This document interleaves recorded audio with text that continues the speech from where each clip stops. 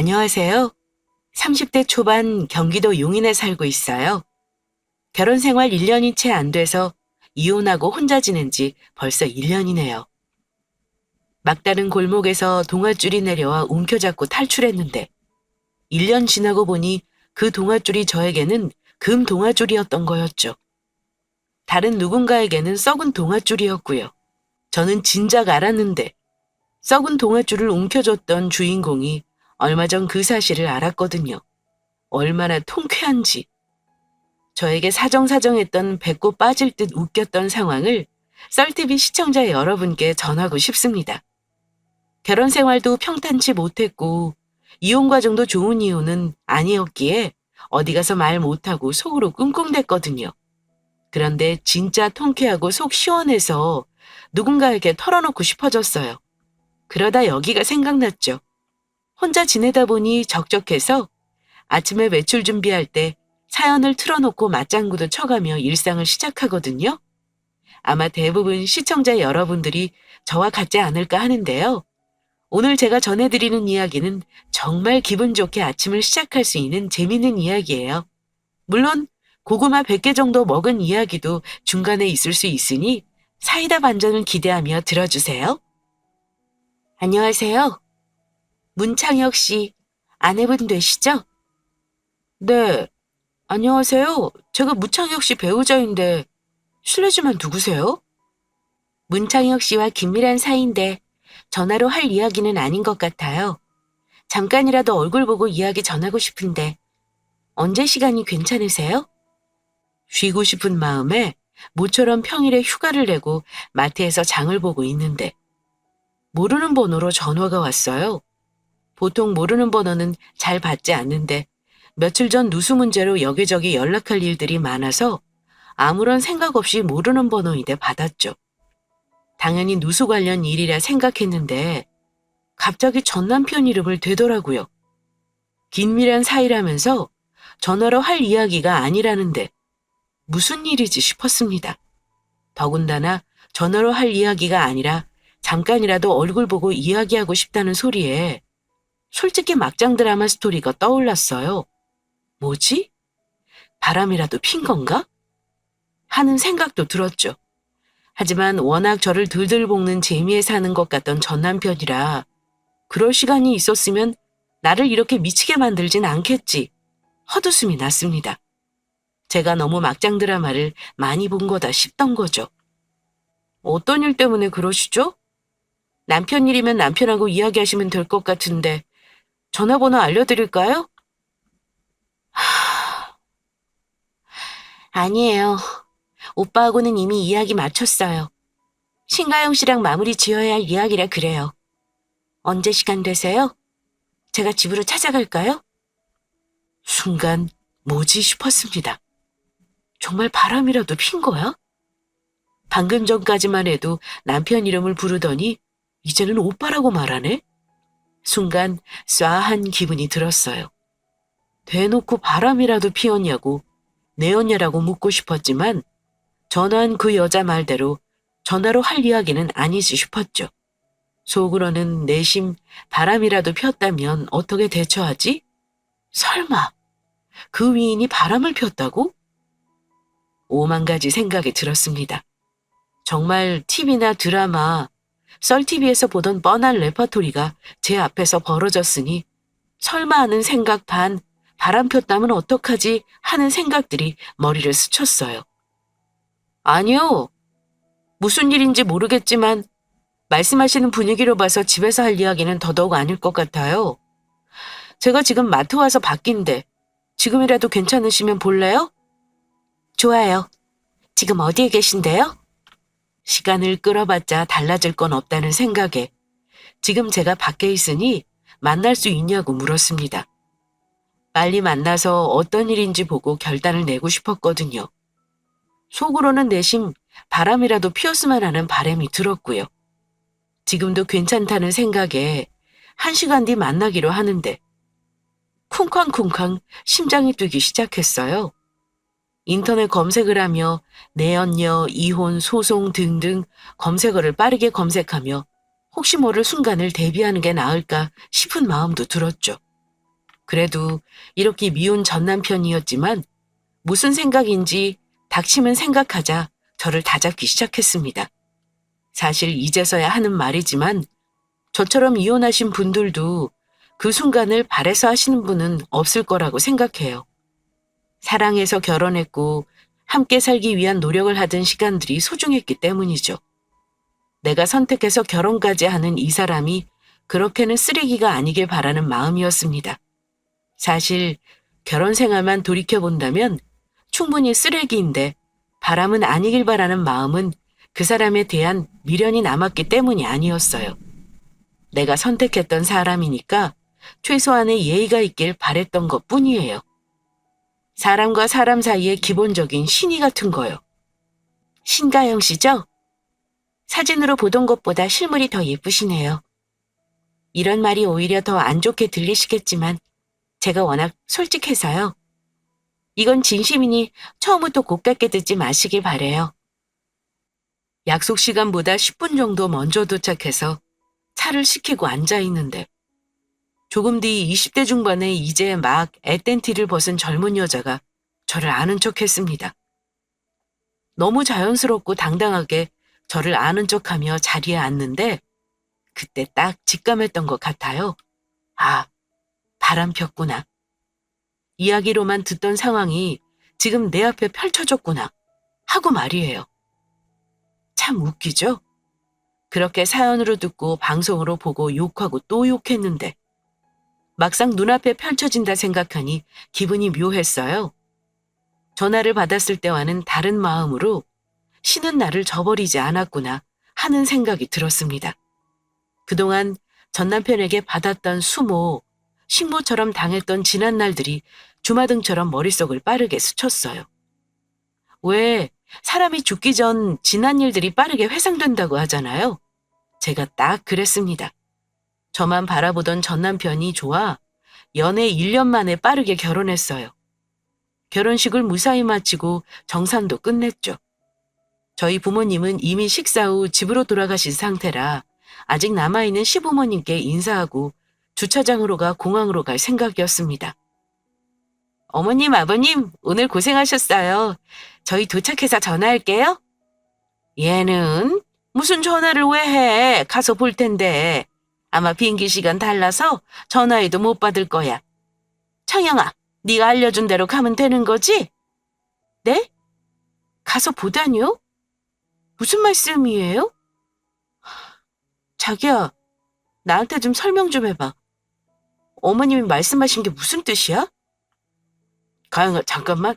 엄마랑 말 먼저 끝내고 엄마 보내고 마저 이야기하자. 엄마, 내가 알려준 대로 공항 가서 수속 마치고 비행기 타고 태국 공항으로 오면 돼. 내가 시간 맞춰 나가 있을 테니 걱정하지 말고. 공항 수속 받는 건 고등학교 친구 상민이 알지? 그 친구가 엄마 모셔올 거고 수속 밟는 것까지 도와준다고 했으니까 너무 걱정 말고. 그럼 우리 먼저 가 있을게. 이틀 뒤에 봐. 자기야, 우리 늦겠다. 가면서 이야기할게. 우선 차에 타. 그동안 결혼 준비하느라 정신없이 지냈습니다. 결혼식 끝나고 나면 아마 모든 신부님들이 다 그럴 것 같아요. 아, 속 시원하다. 라고 말이에요. 저 역시도 그동안의 피로를 풀고 싶은 마음과 신혼여행에서 맛있는 거 먹고 쉬고 싶은 마음에 설레임이 가득했죠. 이제 차 타고 공항으로 이동해서 밤 비행기 타고 여행을 떠나면 되는데 눈앞에서 오가는 말들이 당황스러웠어요. 신혼여행을 다녀와서 시부모님을 보는 거 아닌가? 어디서 본다는 거지? 태국?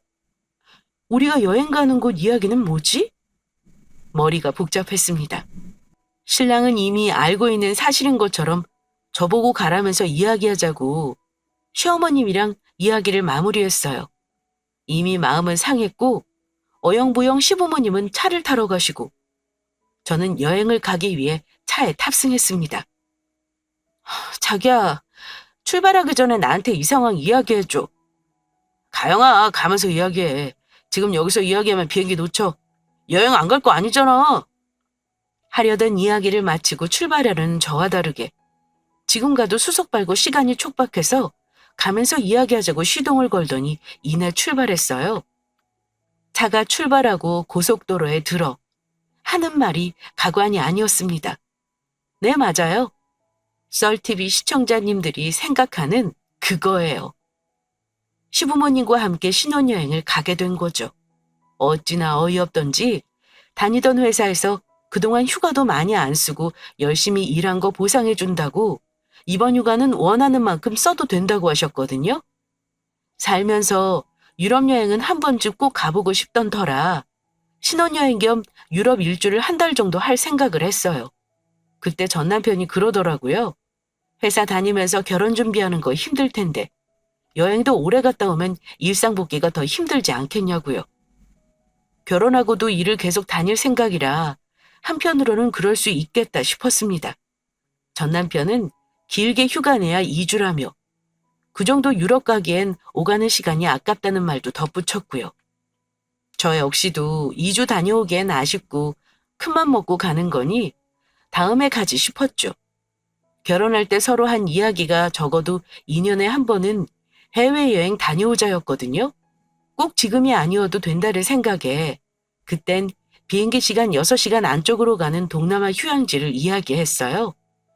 왜 6시간으로 시간을 정했냐고 묻자 오가는 거리 생각하고 일정 생각하면 그 정도가 부담 없다고 하더라고요. 아예 틀린 말은 아니라 알았다 하고 뻔한 태국, 방콕, 다낭 이렇게 검토하다 남들 다 가본 태국 아직 자긴 안 가봤다고 가자 해서 그렇게 정했거든요. 그런데 다 뜻이 있었네요. 아니 그렇잖아. 지금껏 힘들게 외아들이라고 나만 보고 사셨는데 이렇게 결혼해서 해외여행도 가고 그러면 얼마나 부럽다고 하시겠어? 솔직히 우리들이 풀빌라 그 넓은 데서 지내기 돈 아깝잖아. 비행기표만 더하면 숙소값 아끼고 좋지 뭘 그래.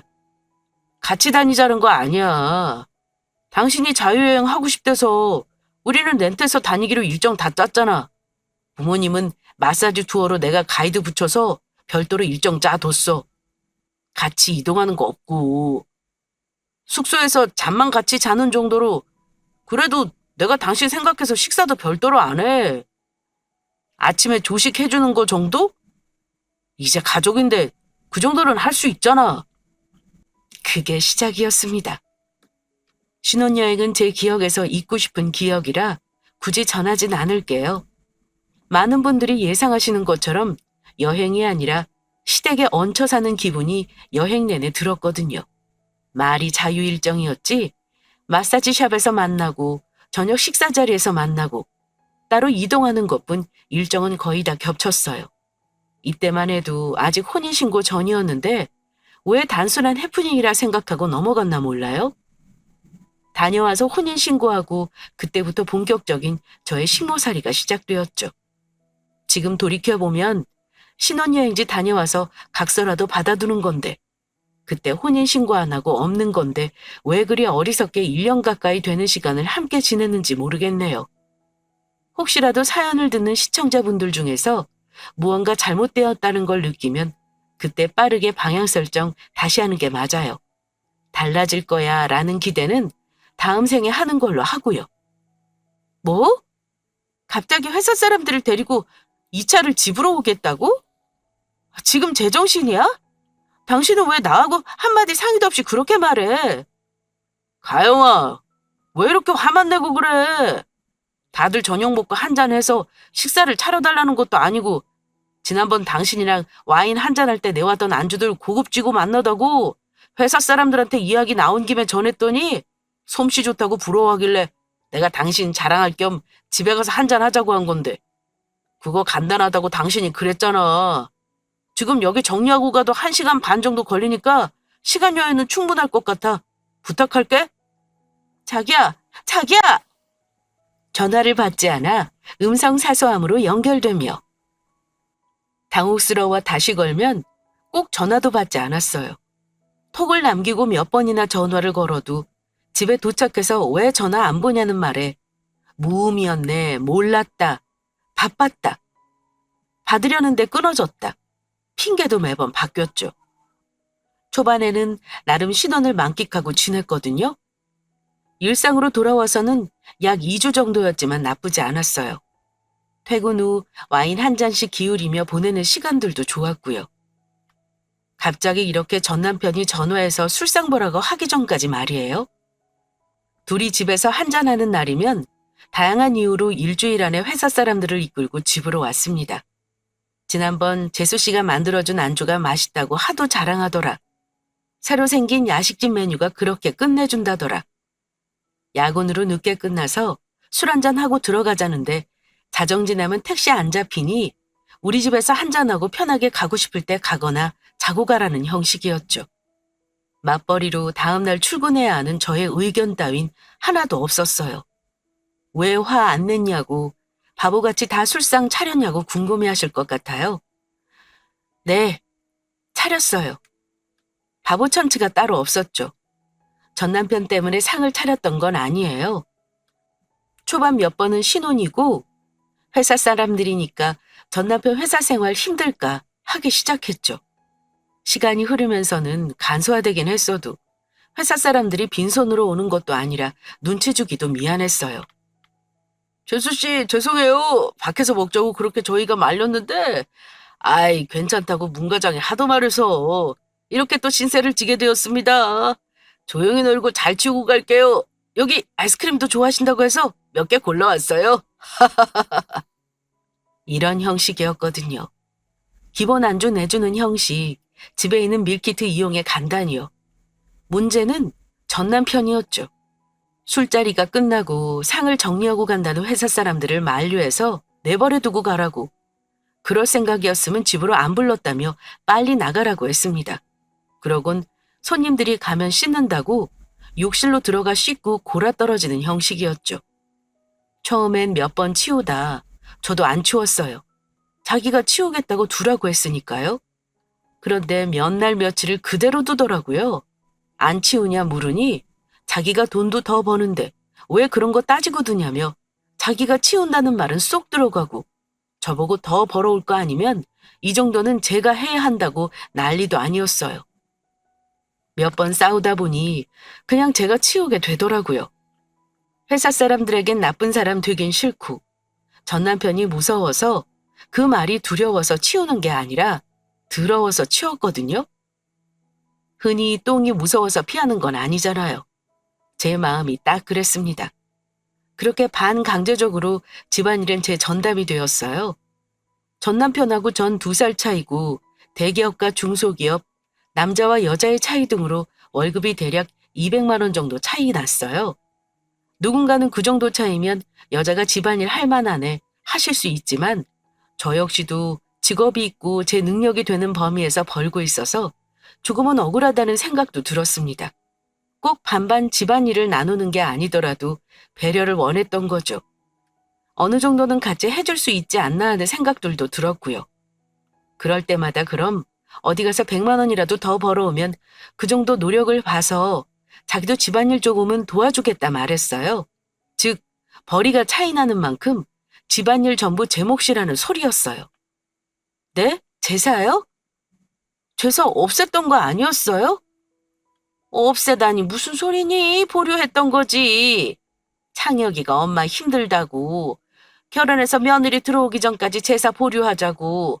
친척 어르신들한테 일일이 전화로 양해 구한 덕분에 지난 2년간 잠깐 안 했던 것 뿐이지. 이제 며느리도 들어왔으니 다시 해야지. 조상님들 들으면 노하시겠다. 없애긴 뭘 없앴다고 얘는. 집안일이 오롯이 제 몫이라는 걸 싸움 끝에 받아들인 지 얼마 안 됐는데 시어머님이 제사 준비에 대해 전할 게 있다고 전화가 왔어요. 연애할 때 집에 제사 안 드린다고 했거든요. 저희 집은 기독교라 별도로 제사를 지내는 게 아니라 명절에 딱히 할 일이 없던 전 남편이랑 함께 여행을 다니며 그 연휴를 만끽했습니다. 그런데 갑자기 제사를 지낸다는 말에 당혹스러웠어요. 그렇다고 구정이나 추석 연휴가 있는 것도 아니었거든요. 알고 보니 1년에 4번 제사를 지냈답니다. 구정, 추석, 할아버지 기일, 할머니 기일 이렇게요.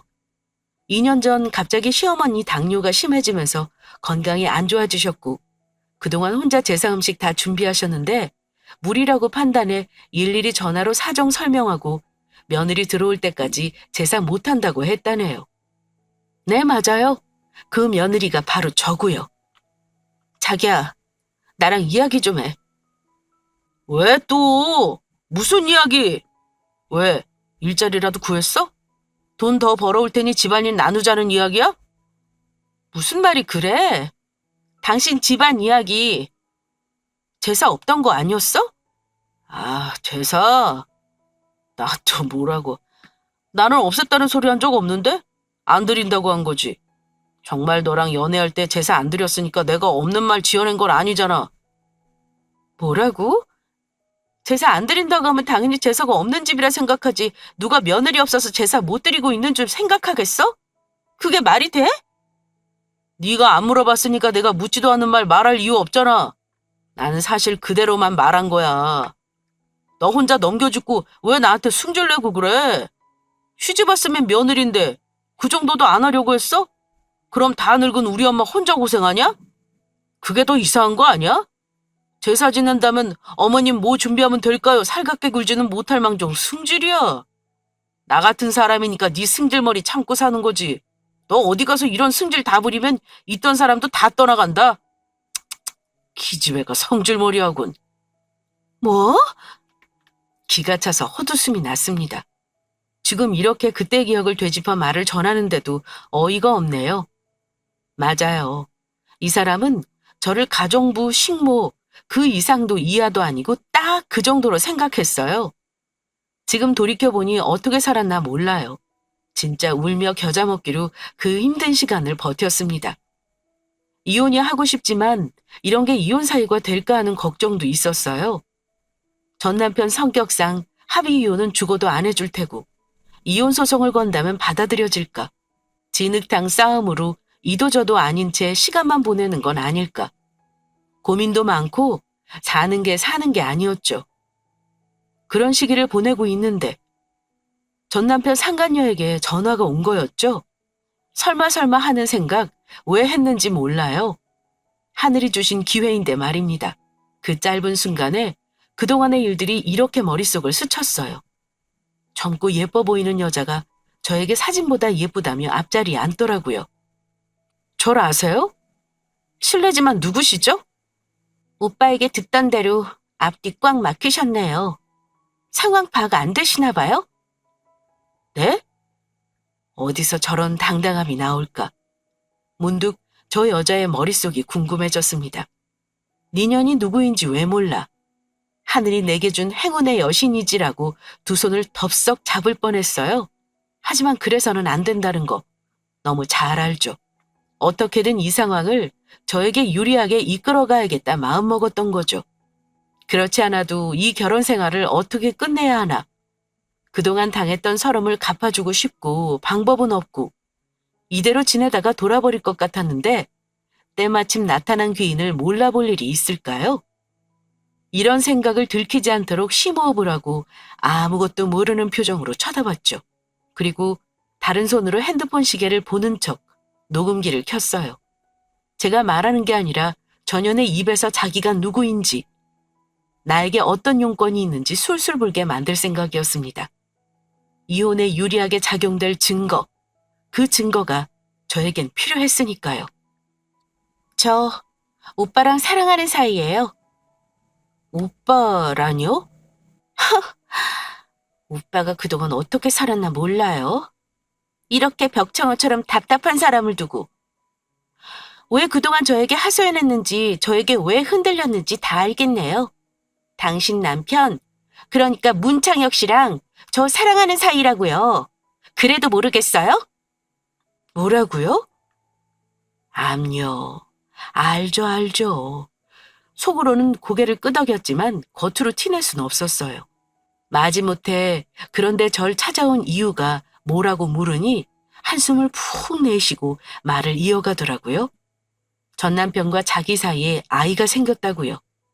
임신 초기라 자기가 나서면 안 된다고 오빠가 말렸지만 벽청어인 저에게 말하는 걸 어려워해 자기가 나섰다고 친절하게 자기 입으로 실토를 했어요.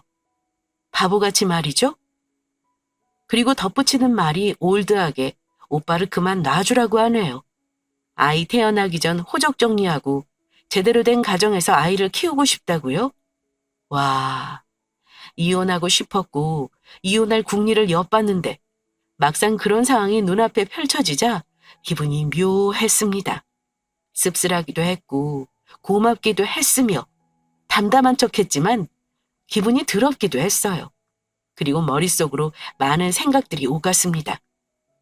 중요한 건 지금 인정하고 받아들이는 게 저에게 유리하지 않다는 점이었죠.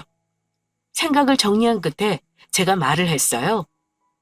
지금 하는 이야기가 어떤 이야기인지 잘 알겠어요. 다만 처음 뵙는 분에게서 하는 이야기를 무턱대고 들을 정도로 전 아직 창혁 씨에게 그 어떤 말도 듣지 못했어요. 제가 믿고 결혼해서 사는 사람한테 듣지 않은 이야기에 대꾸할 필요는 없을 것 같아요. 막말로 그 아이가 저희 남편 아이인지 증거도 없잖아요? 오히려 순진한 저희 남편 꼬드겨서 뭐라고 어떻게 해볼 심산 아닌지 또 누가 알아요?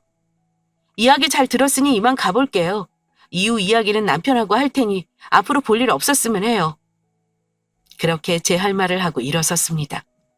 일어서는 제 뒤에 대고 상간녀가 한숨을 푹 쉬더니 전이 저렇게 순하고 바보 같아서 어떻게 인생 살려나 몰라라고 저 들으라고 혼잣말인 척 중얼거리더라고요. 속으로 웃음이 나면서 바보라는 말은 나 아니고 너를 두고 하는 소린데 라고 알려주고 싶었지만 참았습니다. 저에게 온 기회를 제 발로 찰 수는 없으니까요. 설레는 마음으로 집으로 들어갔어요. 다양한 기분 중 딱 하나만 생각하기로 했어요. 탈출. 그때 제 심정을 가장 잘 표현해줄 단어는 바로 이 탈출이라는 단어예요. 암흑 같은 결혼 생활에서 날 구해줄 빛. 지금 이 빛을 따라 나가지 않으면 영영 이 구렁텅이에 빠져 있어야 할 것 같은 그런 기분이었습니다. 오늘 뭐 했어? 누수 관련 문제는 해결했고? 왜? 오늘 내가 뭐 했는지 궁금해? 아니, 오늘 휴가 냈다고 한 것 같은데 하루 종일 집에만 있었나 궁금해서 그렇지. 아랫집 누수 문제는 어떻게 진행되고 있나 싶기도 하고. 퇴근하고 집에 온 신랑이 제 눈치를 살폈어요. 상간녀가 저를 만나러 가기 전부터 만나고 온 후 모든 이야기를 전했을 텐데 제가 너무 조용히 있으니까 조바심이 난 것 같았습니다. 늘 제가 무얼 하는지 궁금하지 않고 시댁일, 자기 회사일, 자기 취미생활, 집안일 깔끔하게 하나 안 하나 등 이런 부분에만 신경 썼는데 결혼하고 1년이 다 돼가며 처음으로 뭐 했냐 소리를 들었네요. 그것도 상간녀를 만나고 온 날. 씁쓸했어요. 어디서 이런 쓰레기를 만나 내 인생 꼬였나 싶기도 했고요. 그래도 탈출구가 눈에 보이니 마지막까지 평정심을 잃지 않기로 했습니다. 오늘 이지연이라는 여자한테 전화가 와서 만났어. 그래? 지연이가 뭐래? 지연이? 그 여자가 하는 말이 맞나 보네? 뭐라고 하는데? 아이, 답답하게 진짜. 뭐라고 하는지 말해줘야 나도 대꾸할 거 아니야. 내가 당신한테 말을 해야 하는 입장인 거야? 당신이 나에게 상황 설명하고 핑계든 사정이든 해야 하는 상황 아니고? 생각보다 덤덤한 척 상황을 이끌어가려는 전 남편을 보니 어이없었습니다. 지금 나랑 뭐 하자는 거지? 내가 울고불고 매달리기 바라나? 아니면 쿨하게 안녕이라고 구해주길 바라나? 바람피고 임신까지 한 주제에 제 눈치를 보며 말을 아끼는 전 남편 모습이 웃겼어요.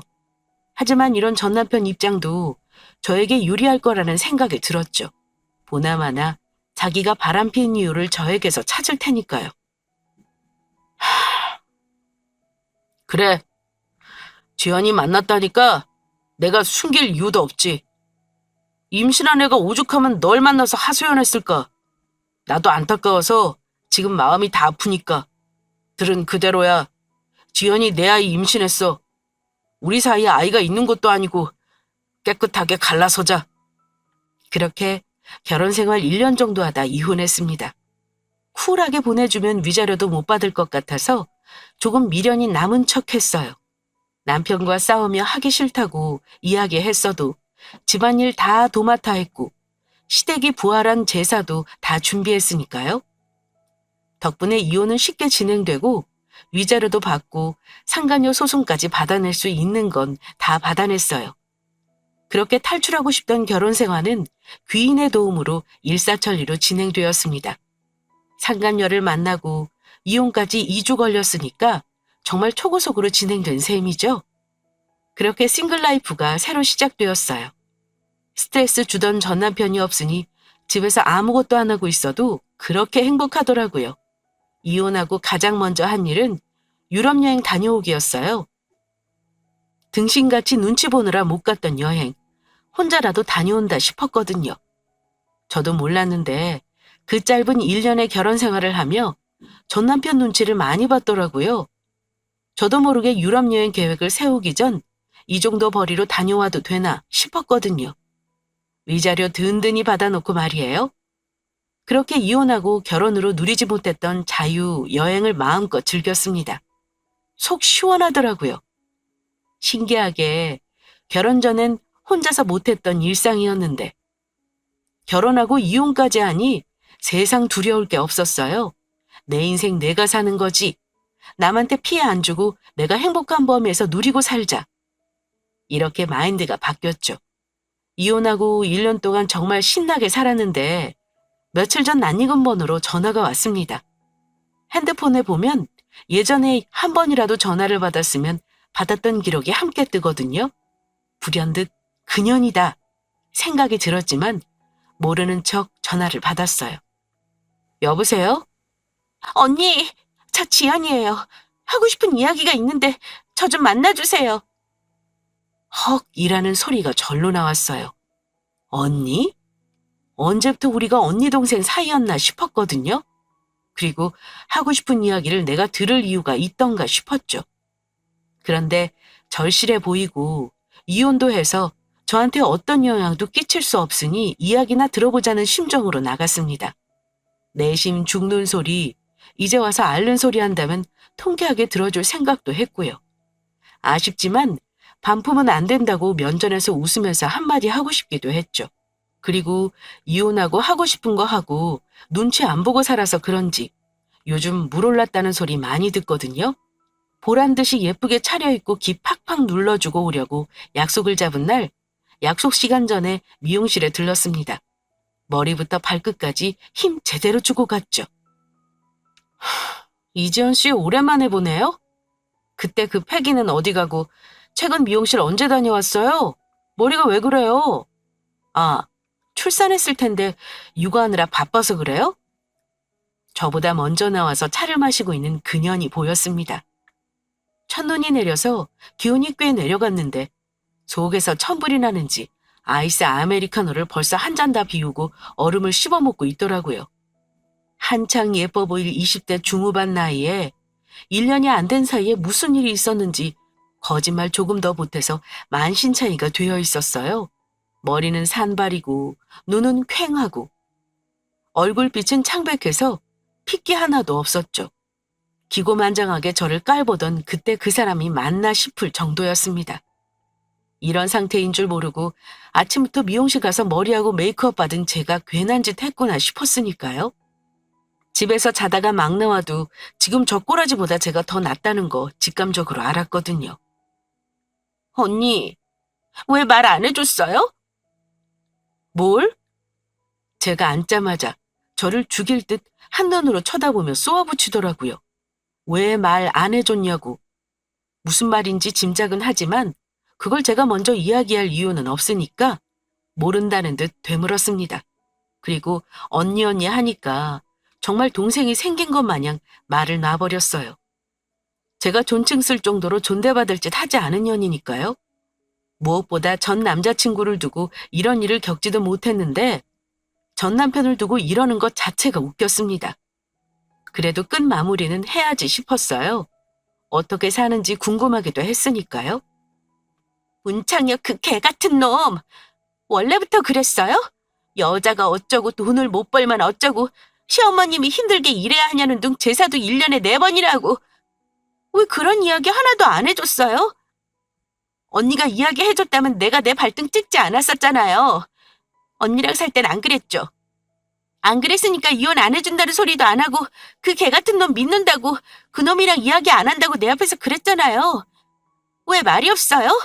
말 좀 해봐요. 안 봐도 비디오였습니다. 상간녀한테 바람필 땐 제가 여자답지 못해서 맨날 싸우자고만 하니 집에 들어갈 맛이 안 나고 마음 들 곳 없다고 했다더라고요. 그랬겠죠. 어느 여자가 자기를 식모 취급하고 종 취급하는데 굽신거리며 살갑게 대하겠어요? 원래 이랬던 거냐고. 그래서 그렇게 언니가 오빠랑 싸웠던 거냐며 말끝마다 언니 언니. 누가 보면 진짜 아직도 제가 본부인 자리 꿰차고 있는 줄 알겠더라고요. 그런데 웃기게도 문득 전 남편이 했던 말이 떠올랐습니다. 언제 물어봤어? 라는 말이에요. 나의 생각 묻지도 않고 그 잘난 전 남편과 상간녀의 사랑 운운하더니 이제 와서 콩깍지가 벗겨진 걸 제 탓하네요. 한참 듣고 있다 더 이상 들을 필요 없다는 생각에 제 마음을 전했습니다. 지연 씨, 나한테 언니 언니 하니까 정말 동생 같아서 하는 말인데 언제 나한테 물어봤어?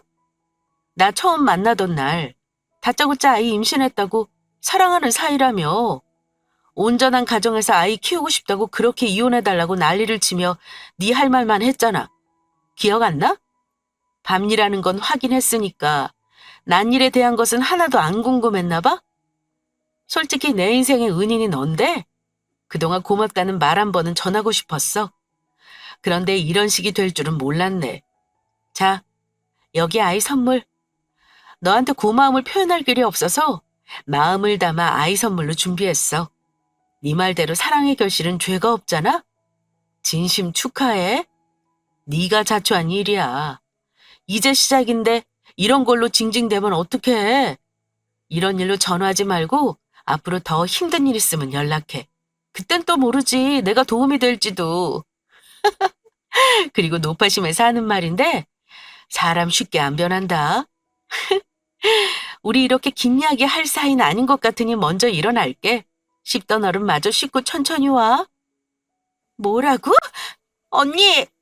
야! 너 거기 안 서? 상간녀에 대한 고마움, 아니 더 정확하게 말하면 전 남편 아이에 대한 고마움일 것 같아요. 아이가 생기지 않았다면 이혼이 이렇게 쉽고 빠르게 진행되지 않았을 테니까요. 사랑한다고 당돌하게 말하던 그 모습은 온데간데없고 징징거리는 상간녀에게 그렇게 말하고 나왔습니다. 나가는 제 뒤에 대고 창피하지도 않은지 떠나가라 큰 소리로 씩씩거리더라고요. 창피함은 오롯이 제 몫인 것 같아 서둘러 그곳을 빠져나왔어요. 입장 바꿔 또 다른 내연녀가 상간녀에게 가 이혼해달라고 하면 아마 상간녀도 저랑 똑같이 군다는 거 누구나 다 아는 사실인데 그걸 아직도 모르는 것 같았어요. 처음 만났을 때 저보고 바보라고 했던 소리가 떠오르면서 진짜 바보가 누군지 아직도 모르나 보다 한편으로는 웃음이 났죠. 이제 정말 속 시원합니다. 혹시라도 전 남편이 그년이랑 호호 실실 웃으며 잘 살았다면 속에서 천불날 사람은 아마 저였을 것 같아요. 억울하기도 하고 정말 내가 이상했나 자책도 좀 들고요. 그래도 다행히 쉽게 변하지 않은 전 남편 덕분에 그년이 잡은 줄은 썩은 줄이고 제가 잡은 건 금줄이라는 걸 알았습니다. 어때요? 제가 지내온 지난 이야기 정말 코미디가 따로 없죠. 차 타고 집으로 오며 얼마나 통쾌했는지 몰라요. 이제 더 이상 전 남편하고 상간녀 생각 안 하려고요. 미움도 애정의 또 다른 표현이라는데 그마저도 사라진 것 같아요. 같은 여자라서 그럴까요? 조금은 씁쓸한 동정심도 생기거든요. 물론 뭘 어떻게 하겠다는 건 아니지만요. 여하튼 제 이야기는 여기서 마무리할게요. 남의 눈에 피눈물 흘리면 내 눈에도 피눈물 난다던데 상간녀는 저에게 진심 웃음을 줬으니 살면서 진심으로 웃게 될 날 올까요? 혹시 그런 소식이 들리면 사연 전할게요. 누구에게도 하지 못했던 말 속 시원하게 털어놓으니 살 것 같네요. 긴 글 읽어주셔서 감사합니다. 모두 행복한 연말 되세요.